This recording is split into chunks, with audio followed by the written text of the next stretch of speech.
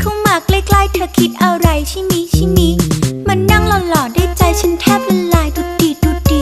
มันเขินนะเธอมันเขินนะเธองุ้งงิ้งงุ้งงิ้งงุ้งงิ้งไปมาแวะมาเวียนเวียนมานั่งมองตาข้องใจเรื่องไรคะเรื่องเล็กหรือเรื่องใหญ่